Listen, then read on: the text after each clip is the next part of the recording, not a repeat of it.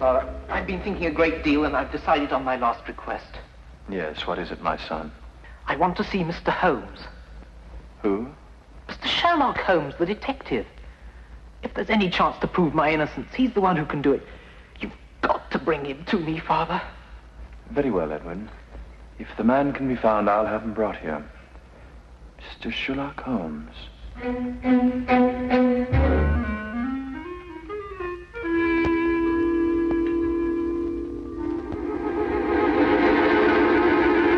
Watson, I want you to assist me in a rather unusual experiment.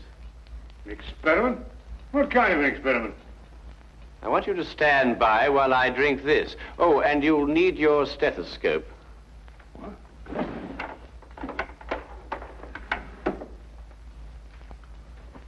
I say, Holmes, is it lethal? Of course not. You don't think I take a chance like that, do you?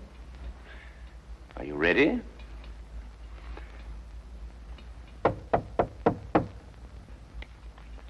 Oh, thank goodness, whoever you are. Oh, dear. Come in, Lestrade, come in. Delighted to see you. Well, this is a warm welcome. Well, now, sit yourself down, make yourself at home. No, I won't, thank you very much. Tell me, social call? No, not exactly. Oh, what's the trouble, Lestrade? Do you remember the Phyllis Brighton murder? Oh, yes, of course. Brighton. She was stabbed, wasn't she? That's right, by her husband, Edward Brighton. About an hour ago, he made known his last request. Rather an unusual one. Oh, what was it? You. Me? Why? Well, no explanation. Simply wanted to see Sherlock Holmes. And you know, Holmes, wherever it's humanly possible, we try to fulfill these last requests of condemned men. Naturally. And I take it that his execution is imminent then, Lestrade. Yes, at dawn. He has about 7 hours to live. Come on then, Watson. We have little time to lose. If a man calls for me in his final hours, it may mean that we too shall be called upon to fulfill a final request. And 7 hours is little enough time when a gallows is at the end.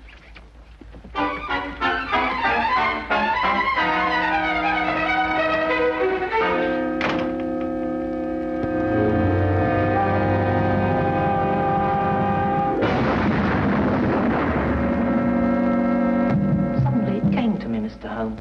I was lying here on my cot, and suddenly I remembered something that happened the night of the murder. It had entirely escaped my memory until now. What was that recollection, Mr. Brighton?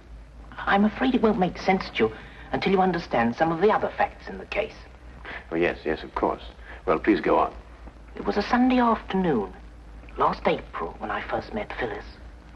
We hit it off together immediately, and 3 weeks later we were married. She was very beautiful, Mr. Holmes. Blonde hair, perfect nose, delicate little mouth. And her background? Her family? We never spoke about that. Phyllis made me agree not to inquire into her past, nor she into mine. I knew it was an unusual request, but I consented readily. Mr. Holmes, I'd been just a bank clerk and very lonely. I didn't want to lose my one chance at happiness. Of course. Tell me, what was Mrs. Brighton's maiden name? LeVay, Phyllis LeVay. But she told me her friends called her Bobo. Bobo. I thought that awfully charming. Mr. Holmes, I wouldn't kill her. I bought her a little home in Benedict Lane. I insured my life for £2,000 so that she'd be well protected in case I should die. I gave her everything she wanted. Every moment counts, Mr. Brighton. Now, you must tell me what happened the night of your wife's death. Oh, yes. That night we had our first argument. It was over a very trivial matter. Forgive me, dear, for saying so, but don't you think it's just a little too much? What's a little too much? You know, As a matter of fact, I think it's too little. Now, really, Phyllis, it doesn't improve your appearance. It makes you look, Cheap? I didn't say that. I merely said... You're afraid I'm going to shock the Kimballs, and I simply won't go. You know very well the Kimballs are expecting us. There's no need to carry on like this. I'm not carrying on, Edward. You're the one. I think I'd better take a breath of air before I say something unkind. Suit yourself. You're really a sweetie, Edward, but sometimes you're just so stuffy.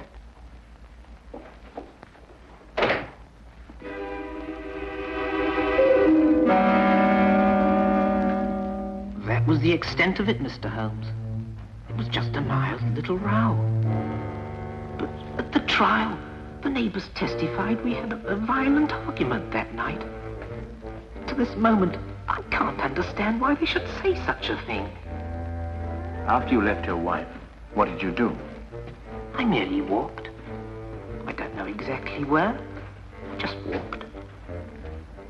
After a while, I began to think of some way to apologize to Phyllis.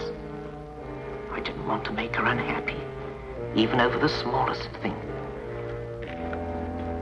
I must have traveled a good long distance when suddenly I began to feel ill. Ill? Yes, I'd contracted malaria as a young man in South Africa. I knew I was in for another one of my seizures. Dr. Watson, you know what malaria does to a man? Oh, yes, indeed. High fever, sweats, chills, and sudden fainting spells. That's it. With the first chills, I instinctively turned back towards the house. I had medicine there that would lessen the effect of the attack. I wasn't aware of the street or anything around me. Each step I took became a struggle.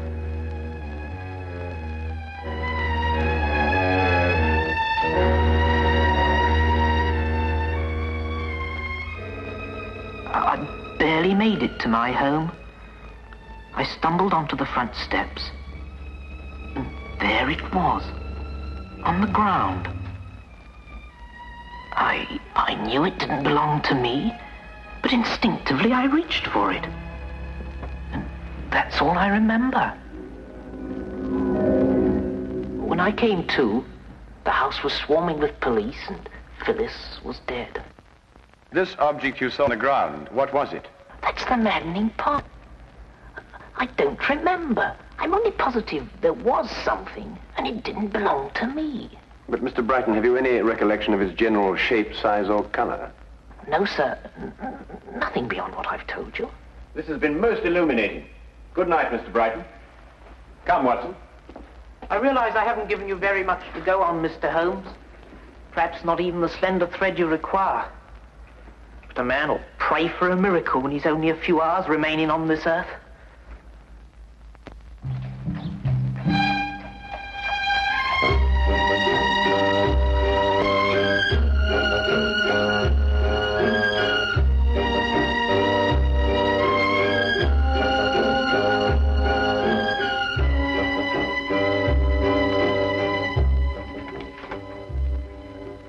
Holmes, come in. What did Brighton want? Lestrade, may I see the items that you took from Edward Brighton's pockets when he was arrested? No, I said, may I see? Oh, very well. Wilkins, bring over Brighton's effects, will you? Well, I don't want to seem pessimistic, Holmes, but you think this poor chap's got a chance? No, I'm afraid all the evidence proved conclusively that he had a violent quarrel with his wife, then murdered her in a fit of rage. These mild-mannered clerks are always the ones. Oh, thank you, Wilkins. There you are, Holmes. There's nothing unusual in there. Keys, handkerchief, wallet, and so forth. Yes, just as Lestrade says, nothing there but common or garden personal effects, Holmes. Well, I, for one, wonder where we go from here. We go to 14 Hanover Place, Watson. Beg your pardon? What are we going there for? That's the address of the tobacconist who prepared this mixture. Yes, I can see that's the address, but I still don't understand.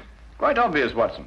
Brighton in his cell was smoking the inexpensive, ordinary sea shanty brand of tobacco. Well, that's a specially prepared blend, only made for the well-to-do connoisseur.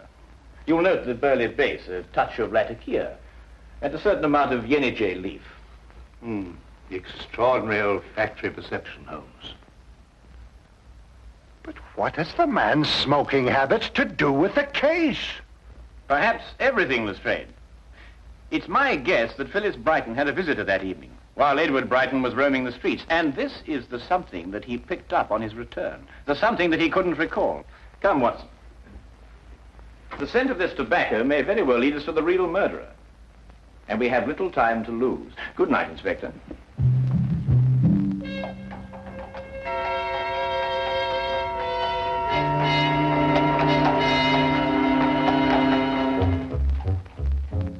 The package of tobacco was a thin thread to follow.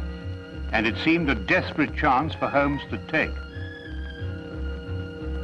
With only a few hours standing between Brighton and death, there was no time for false leads that would have to be abandoned. A mistake now would mean disaster.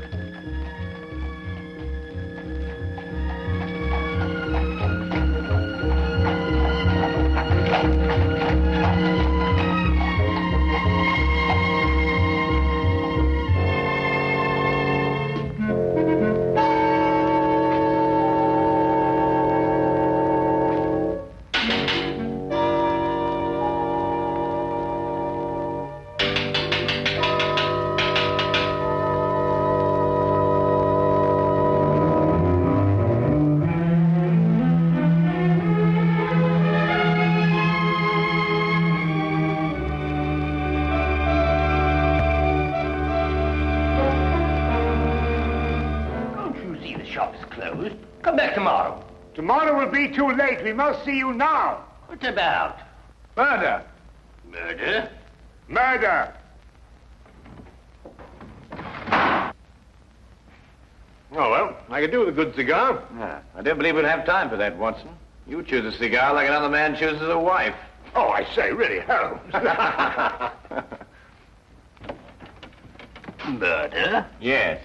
My name is Sherlock Holmes. This is Dr. Watson. May we come in, please? Oh, it's Mr. Holmes. Indeed, do come in. Come in. Thank you. My shop is at your disposal. Mr. Carruthers, a man's life is at stake. The information you may give us may very well save him from the gallows. I'd like to have a look at your client's ledger with the names and addresses of all those who smoke this blend of tobacco. Why, certainly, Mr. Holmes. It's my own special mixture, you know. Not many of my clients have the discernment or the cash to smoke it. I hope this will be some help to you. But I say, Holmes, there's at least 50 names on that list. It'll take days to check through all of them, and time's getting desperately short. Aha. Mr. Langsley Prime, 8 Groveley Square. Langsley Prime? Who's he? I haven't the slightest idea, but we must get to him immediately, Watson. But now, why Langsley Prime amongst all those names? Because 8 Groveley Square is in the dock section of the city, and all the other addresses in the ledger were in the more fashionable neighborhoods. Doesn't that strike you as unusual? Yes, it does, now you've come to mention it. Whereas you may recall, Watson, that the late Mrs. Brighton didn't wish to reveal her background. I think we may therefore assume that it was of a somewhat questionable nature. Yes, true. And 8 Groveley Square is in a questionable neighborhood. Well, these are slight leads, I grant you, Watson. But we haven't the leisure at our disposal for more thorough investigation. Our one critical factor now is time. Thank you very much, Mr. Carruthers, for your assistance, and good night. Good night.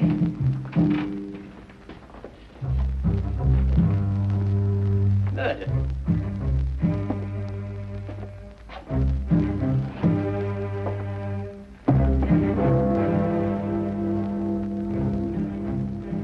$10. 6 more hours.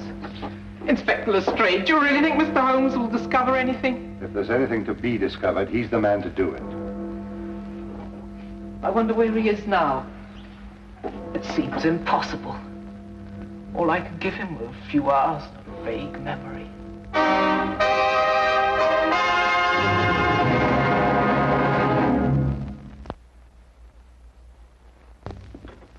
This was Mr. Priam's room, Mr. Holmes. He left me 2 weeks ago. And him owing me back rent, that scoundrel. Did he leave you in a forwarding address, Mrs. Chivy? Ooh, not him. He just left a note saying he was gone and got a job, that's all. Tell me, Mrs. Chivy, what sort of a man was he? I mean, what did he look like? Well, he was tall and kind of handsome, you might say. Then again, you might not. What do you want him for? He's not in some kind of trouble, is he? Not necessarily. You're not here to give him the £2,000. £2,000? He was always talking about how he was going to get his hands on £2,000. And him owing me rent. Thank you very much, Mrs. Chivy. You've been most kind. Yeah, but when you see him, you tell him I sent my money. From now on, all rent in advance. Well, Watson, that's one more link in a strange chain of events. Tell me, what's the time now? Must be after 10. Ah, then we just have time to get to the theatre. The theatre? Yes, we don't want to miss the last act. Now, look here, Holmes, you can't do a thing like that. I mean, the theatre at a time like this.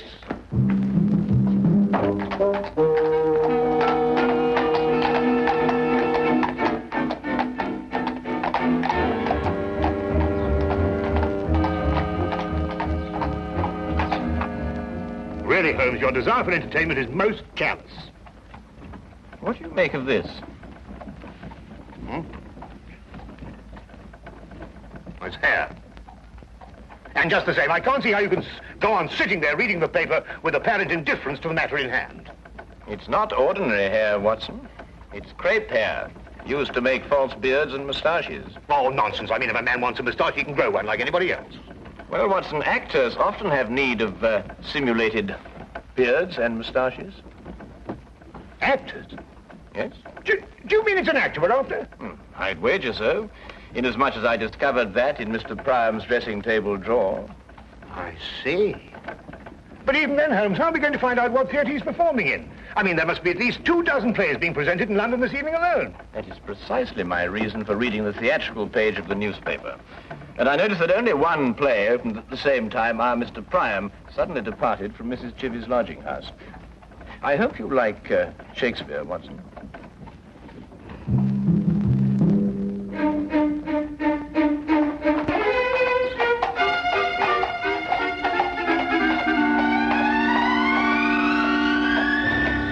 Nobody goes backstage, those are my orders. But my good man. If you're from the costumes company, you can't touch a thing till after the show. Mr. Pettifoot says he'll be able to pay by the end of the week. I am not here for the costumes. I'm here on a very much more important matter, one in which every moment counts. Mr. Pettifoot says? See here. This gentleman here was Sherlock Holmes.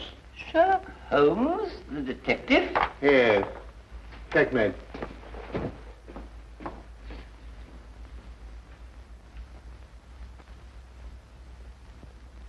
Mr. Holmes, the final death scene is just starting. I can't ring down the curtain until it's all over. And how do you know that Mr. Priam is the man that you are looking for?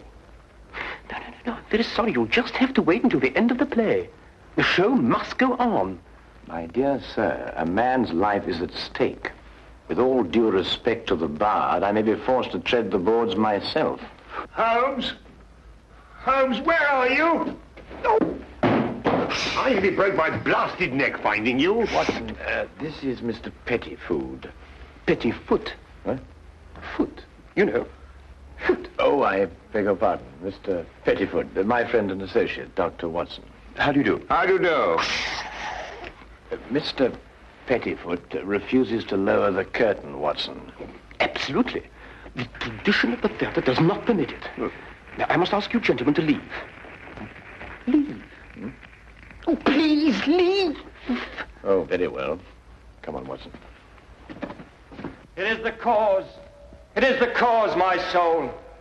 Let me not name it to you, you chaste stars. It is the cause. Yet I'll not shed her blood, nor scar that whiter skin of hers than snow, and smooth as monumental alabaster. Yet she must die, else she betray more men.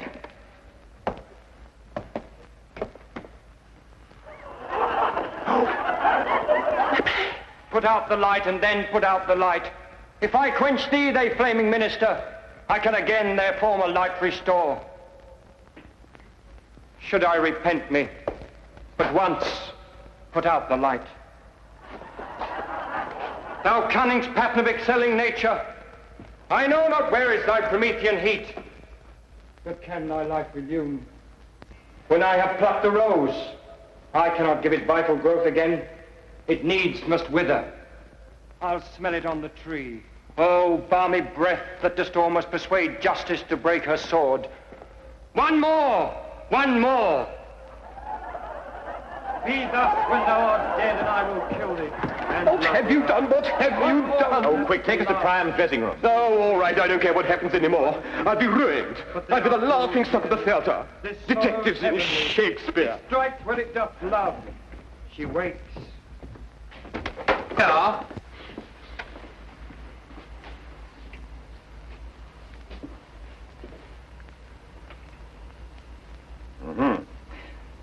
Well, the final thread is woven, Watson. Or should I say, rather, that every hair is at last in place. The two match. Perfectly. What is going on? What are you two madmen doing? Mr. Pettifoot, you can be of assistance to us in a drama even more important than the performance on your stage. In fact, you can help us to save a man's life. I can? You can indeed. Now listen very closely. When Mr. Priam comes in here... What time's it now, Inspector? 11:20. It's odd. Each minute's like an hour, but each hour's like a minute. There's still time. No. I'm afraid it's too late. Telephone call for you, Inspector Lestrade. Very important, sir. Oh, thank you, officer.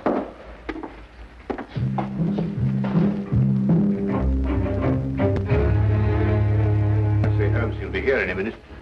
You want me to hide behind the door and jump him as he comes in? No, you needn't do that, Watson. Just sit there and do nothing, whatever happens. Right. He's coming.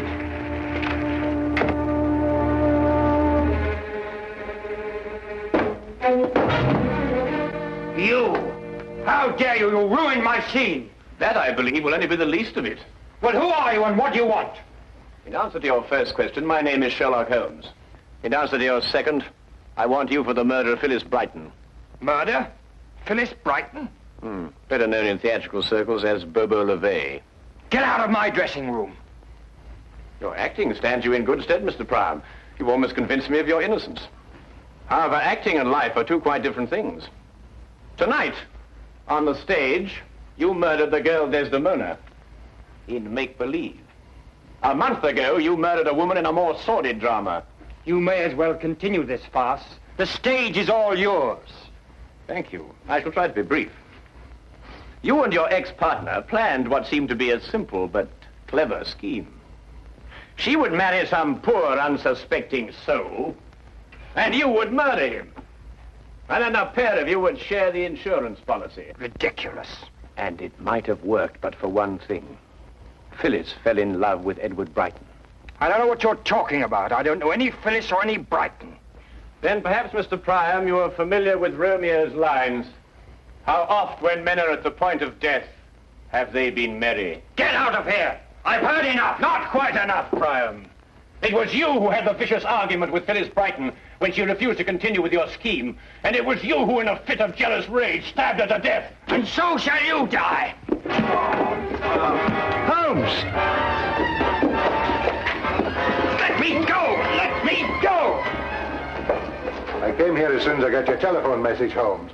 What's going on here and who's he? No time to explain now, Lestrade. I want you to arrest this man and order a stay of execution for Brighton. I'll be able to prove conclusively in the morning that Brighton is innocent and this man is guilty. All right, Holmes, I'll take your word for it. You'd better come along with me.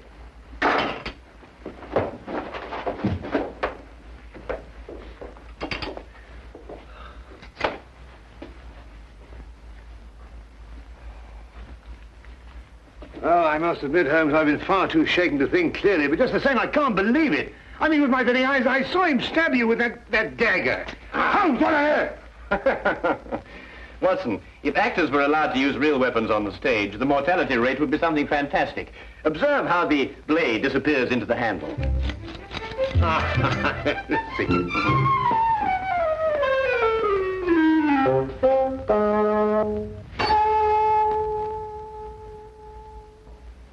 Holmes. Oh.